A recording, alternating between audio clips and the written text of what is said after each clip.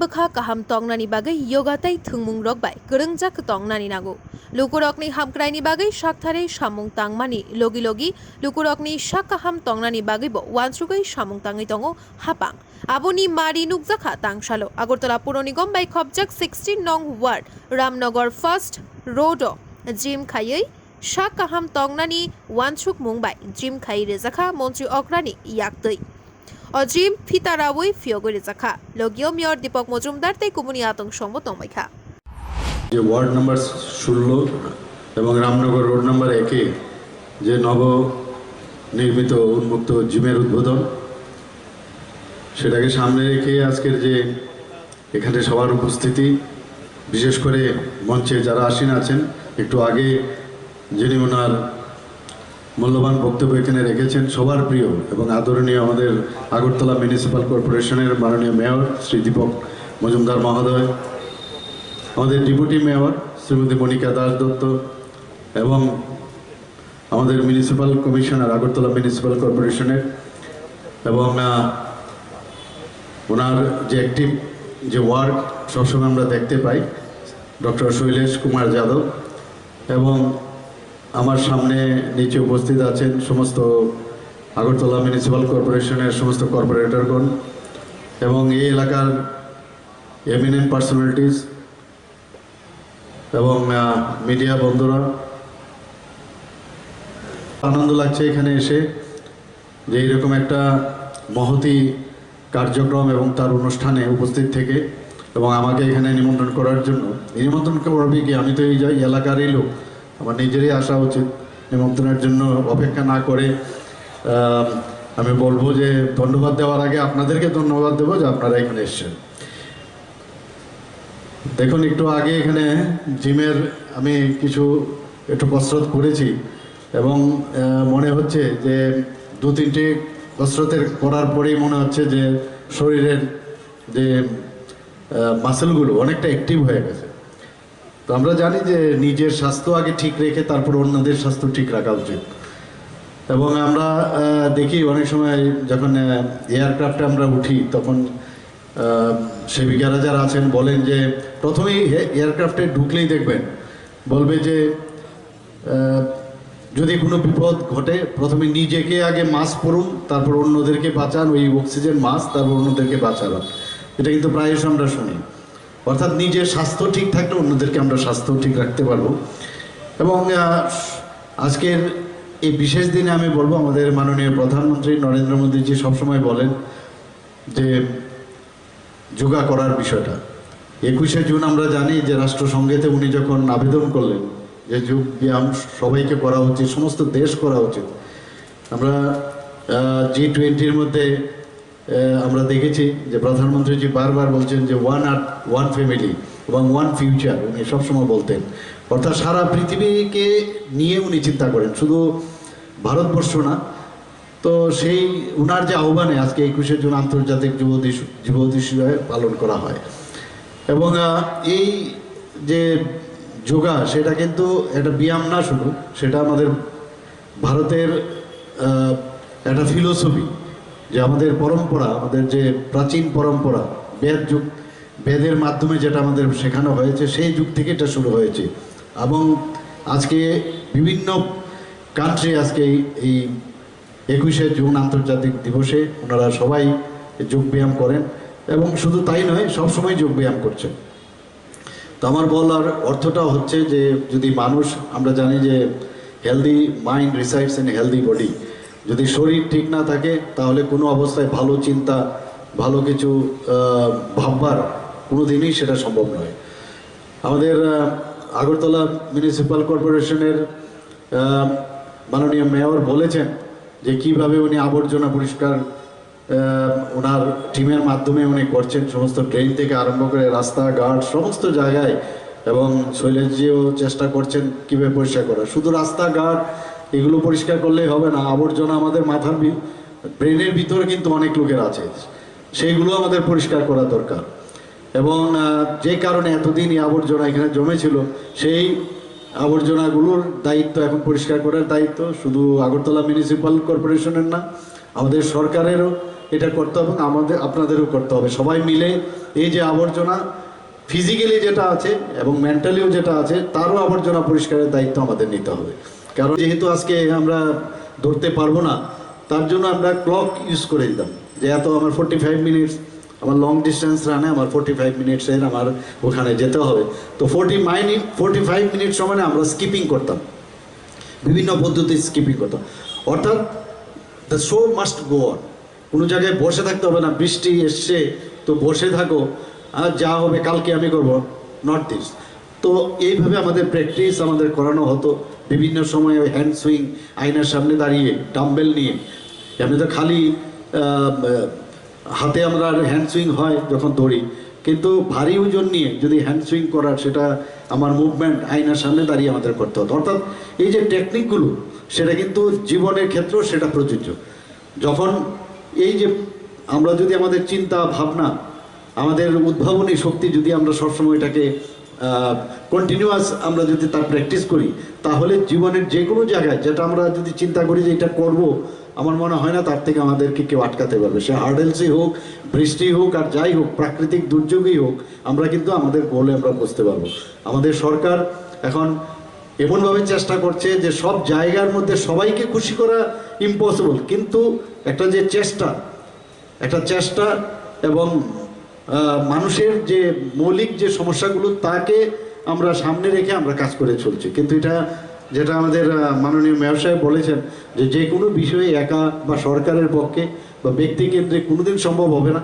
সব ব্যক্তিরা যদি সবাই মিলে যদি আমাদের এই সমাজকে পরিবর্তন করতে হয়, তাহলে আমাদের এই একটা পাড়াই হোক, একটা ওয়ার্ডই হোক, বা একটা রাজ্যেই হোক, বা দেশই হোক, তবে এটা আমরা পরিবর্তন করতে পারবো। আমাদের মাননীয় প্রধানমন্ত্রী সেই দিশায় কাজ করছেন। আজকে আমাদের দেশের যে এমন একটা জায়গায় মাননীয় প্রধানমন্ত্রী নিয়ে গেছেন যে সত্যিই আমাদের এখন গর্ববোধ হয়। প্রধানমন্ত্রীজিকে কোথাও গেলে মিস্টার বস করে ওনাকে সম্বোধন করেন, কোথাও গেলে ওনাকে পায়ে ধরে নমস্কার করেন। তো এই যে অবস্থা, মানে সেটা আমরা কিন্তু গর্ববোধ করা উচিত যে এইরকম একজন প্রধানমন্ত্রীর গার্জিয়ানশিপে আমাদের দেশ চলছে, এবং আমরাও সেই দিশায় কাজ করছি। এখানে আজকের যে এই জিমটা এখানে উদ্বোধন হলো, আমি আশা করি আপনারা তার সুযোগ গ্রহণ করবেন এবং এই যাত্রা এলাকার শান্তি শৃঙ্খলা বজায় থাকবে এবং একটা পরিবেশ এখানে তৈরি হবে, এবং সেই দিশায় আমরা কাজ করব। আমাদের সরকার এবং আমাদের পৌর নিগম নিশ্চয়ই সেভাবে আপনাদের সাথে থাকবে, এবং উপস্থিত যারা এখানে ক্লাব কর্তৃপক্ষের আগুলো আছে, সেইগুলো যদি আমরা চিন্তা ভাবনা না করি, তাহলে সমাজকে আমরা কোনো অবস্থায় পরিবর্তন করতে পারবো না। এবং এখানে আমি অনেকবার এখানে এসেছি, এই এলাকায় ইলেকশনের সময় এসেছি, তার আগেও ছোটোবেলার থেকেই এলাকায় আমার অবাধ বিচরণ ছিল। তো এখানে আমার যে আমাদের মাননীয় মেয়র সাহেব বলেছেন যে যেভাবে এখানে নোংরা পড়ে থাকতো, নানা রকম ড্রাগ এডিক্টেড সিরিজ থেকে শুরু করে বিভিন্ন যেসব সামগ্রী ব্যবহার করা হয়, সেগুলো কিন্তু এই জিম যে উদ্বোধন হলো, তাতে কিন্তু একটা পরিবেশ এটা এখানে তৈরি হলো। শুধু 1 নম্বর রামনগর বা 2 নম্বর বা এই অত্র এলাকার সমস্ত লোকই তার সুবিধা পাবে তা নয়, সমস্ত সাধারণ মানুষও তাতে সুবিধা হবে। খেলাধুলার উন্নয়নে আমরা এবার যে বাজেট আমরা রেখেছি, আপনারা সবাই জানেন যে আমরা কতটুকু সিরিয়াস, যে 2023-24 অর্থ বছরে আমরা কৈলাসহর এবং উদয়পুরে 25 কোটি টাকা ব্যয়ে 2টি যুব আবাস স্থাপন করার আমরা বাজেট রেখেছি। খেলাধুলার পরিকাঠামো উন্নয়নে আমরা 9.21 কোটি টাকা ব্যয়ে শান্তির বাজারে একটা স্টেডিয়াম আমরা তৈরি করছি। আমার কাছে অনেক যারা খেলাধুলা করেন তারা আসে, ছোট ছোট ছেলে মেয়েদের এসে বলে যে আমার বাইরে চান্স পেয়েছি, কিন্তু আমার টাকা পয়সার সমস্যা, আমাদের সুযোগ সুবিধা নেই সেখানে যাওয়ার। তো এই কথাটা মাথায় রেখে আমি যখন আমাদের মাননীয় অর্থমন্ত্রীকে আমি বললাম, তো সেই জায়গায় উনি মুখ্যমন্ত্রী স্টেট ট্যালেন্ট সার্চ প্রোগ্রাম একটা আমরা বাজেটে আমরা রেখেছি। তাতে করে যারা মহিলা খেলোয়াড়, যারা বিশ্বমানের প্রশিক্ষণ যাদেরকে আমরা দেওয়ার ব্যবস্থা করেছি, তাদের সর্বোচ্চ আমরা 5 লক্ষ টাকা পর্যন্ত এককালীন একটা আর্থিক সহায়তা প্রকল্প আমরা এই প্রকল্পের মাধ্যমে আমরা করেছি। আপনারা আরেকটা জিনিস যেটা মুখ্যমন্ত্রী যেটা আমি বললাম, স্পোর্টস ডেভেলপমেন্ট স্কিম, সেটাও আমরা এই বাজেটে আমরা রেখেছি 2023-24 অর্থ বছরে, যাতে যারা উচ্চাকাঙ্ক্ষী খেলোয়াড় তাদের স্কলারশিপের সুবিধা দেওয়া হবে। এবং এই প্রকল্পের জন্য আমরা 8 কোটি টাকা আমরা বরাদ্দ রেখেছি। আমরা 2023-24 বাজেটে যুব বিষয়ক কেন্দ্রের YAS এর মধ্যে আমরা 4,939 কোটি টাকা বরাদ্দ রেখেছি। আপনারা ভাবুন, যেখানে আমরা এবার বাজেটে 27,000 কোটি টাকা আমরা রেখেছি, তার মধ্যে 4,939 কোটি টাকা আমরা এই ইয়েস ডিপার্টমেন্টের জন্য আমরা রেখেছি। খেলাধুলার উন্নয়নে রাজ্য সরকারের যে কিছু আমরা যে কাজ আমরা করেছি আপনারা সবাই জানেন অলরেডি, তবু আমি এখানে বলছি। 4টি সিনথেটিক টার্ফ ফুটবল মাঠ আমরা নির্মাণ করেছি। উমাকান্ত একাডেমিতে আপনারা অলরেডি দেখেছেন, মিনি স্টেডিয়ামে সেটা করা হয়েছে। শচীন্দ্র নর উচ্চ বিদ্যালয় মাঠ জিরানিয়াতে, সেখানেও আমি নিজেই এটা উদ্বোধন করেছিলাম জিরানিয়াতে। আরেকটা করা হয়েছে উত্তর দেবেন্দ্রনগর উচ্চ বিদ্যালয় মাঠ তুলাবাগানে, এবং BKI মাঠ বিলোনিয়া। 4টি জায়গায় আমাদের 4টি সিনথেটিক টার্ফ ফুটবল মাঠ নির্মাণ করা হয়। এবং শুধু তাই নয়, এর আগেও আরেকটা চন্দ্রপুরেও আমরা প্রথম এই ধরনের সিনথেটিক টার্ফ আমরা প্রথম তৈরি করি। খেলো ইন্ডিয়া প্রকল্পে পানিসাগরে একটা সুইমিং পুল আমরা করেছি। খেলো ইন্ডিয়া প্রকল্পে আমরা বাদারঘাট ও পানিসাগরে 2টো সিনথেটিক অ্যাথলেটিক ট্র্যাক নির্মাণ করেছি। খেলো ইন্ডিয়া প্রকল্পে খোয়াই, যেখানে সরকারি বালক উচ্চতর মাধ্যমিক বিদ্যালয় মাঠে, ও সুধন্য দেববর্মা মেমোরিয়াল উচ্চতর মাধ্যমিক বিদ্যালয়ে আমরা সেটাও সিনথেটিক টার্ফ ফুটবল মাঠ নির্মাণের কাজ চলছে। খেলো ইন্ডিয়া প্রকল্পে বাধারঘাটে একটা সিনথেটিক হকি মাঠে নির্মাণ কাজ এর মধ্যেই শুরু হবে। যুব বিষয়ক ও ক্রীড়া দপ্তর রাজ্যে বিভিন্ন এলাকায় 50টি ওপেন জিম নির্মাণের কাজ হাতে নিয়েছে। এর মধ্যে 25টি এই ধরনের ওপেন জিম নির্মাণের কাজ শেষ হয়েছে, বাকি 25টি এর মধ্যেই কাজ শুরু হবে। তো আমাদের সরকার আমরা চেষ্টা করছি যে খেলাধুলার মান যাতে এখানে উন্নয়ন হয়। এবং খেলাধুলা এটা এমন একটা বিষয় যার কোনো আর অপশন নেই, মানে তার বিকল্প কিছু নেই। খেলাধুলার মাধ্যমে শরীর, আমরা সবাই জানি যে শরীরের যেমন ডেভেলপমেন্ট হয়, মানসিকও কিন্তু ডেভেলপমেন্ট হয়।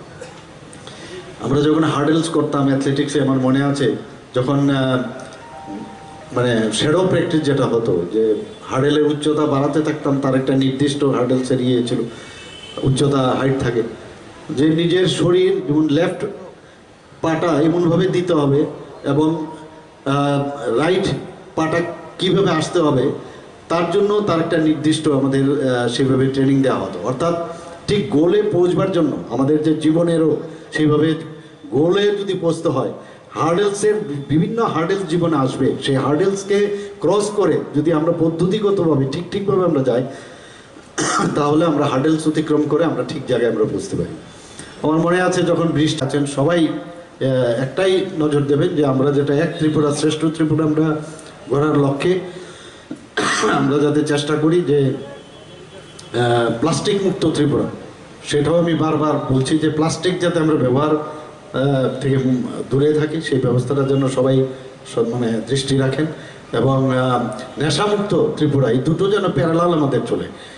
আর রাস্তাঘাটে আমরা নোংরা ফেলবো না এবং অন্যকেও ফেলতে দেবো না, এই মানসিকতা নিয়ে আমরা যদি কাজ করি তাহলে দেখবেন ত্রিপুরার চেহারাই পাল্টে যাবে। এখনও বাইরের থেকে আমাদের বন্ধুবান্ধবরা আসেন বা অফিসার বা যারাই আসেন, এসে বলছে সত্যি আমরা ভাবতে পারি না আজকের থেকে ত্রিপুরাতে আগেও এসেছি, কিন্তু এখন আসলে এই ত্রিপুরা এরকম হয়ে গেছে, আমরা আমাদের চোখে যেহেতু আমরা রোজই বিষয়টা দেখি, আমাদের চোখে দেখা যায় না, কিন্তু ওনাদের চোখে কিন্তু দেখা যায় যে অনেক পরিবর্তন।